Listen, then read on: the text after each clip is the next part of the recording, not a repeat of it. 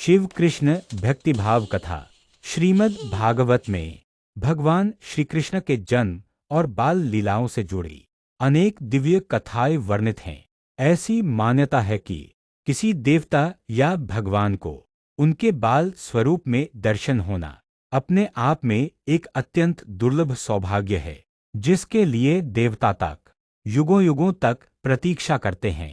एक लोकप्रिय कथा के अनुसार एक बार भगवान शिव योगी का रूप धारण कर गोकुल आए, केवल इस इच्छा से कि वे भगवान श्री कृष्ण को उनके बाल रूप में देख सकें। इस घटना पर अनेक भजन और कथाएं प्रचलित हैं, लेकिन इससे जुड़ी एक और कथा भी है जिसके विषय में बहुत कम लोग जानते हैं।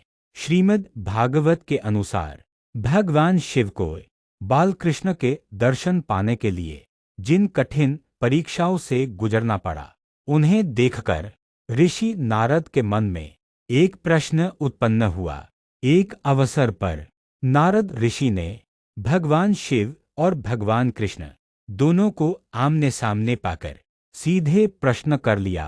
नारद ऋषि यह देखकर गदगद हो गए कि भगवान शिव और भगवान कृष्ण दोनों ही एक दूसरे को भगवान कहकर संबोधित कर रहे थे, और उससे भी अधिक आश्चर्य की बात यह थी कि दोनों ही यह कह रहे थे कि वे एक दूसरे के भक्त हैं। नारद ऋषि ने विनती की, हे प्रभु, कृपया यह स्पष्ट कीजिए कि वास्तव में कौन किसका भक्त है। तब भगवान शिव ने बड़े विनम्र भाव से कहा, मैं तो सदा से भगवान श्री कृष्ण का भक्त रहा हूँ। उन्होंने जिस जिस रूप में अवतार लिया है, मैंने हर बार भक्त और सेवक बनकर उनकी सेवा की है। मैं उनका सबसे बड़ा भक्त हूँ।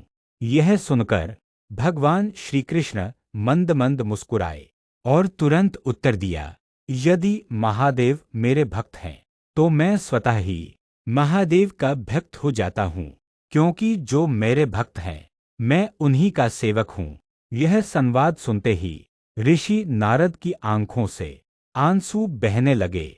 वे भाव विभोर होकर दोनों देवताओं के चरणों में नतमस्तक हो गए। यह उन दुर्लभ अवसरों में से एक था जब भगवान श्री कृष्ण ने स्वयं कहा कि वे अपने भक्तों के सेवक हैं। यही कारण है कि भले ही श्री कृष्ण समूचे ब्रह्मांड के भगवान हों, परंतु वे सदैव अपने भक्तों की इच्छा का सम्मान करते हैं। जैसे भगवान शिव देवों के देव कहलाते हैं, वैसे ही भगवान श्री कृष्ण भक्तों के भक्त कहलाते हैं।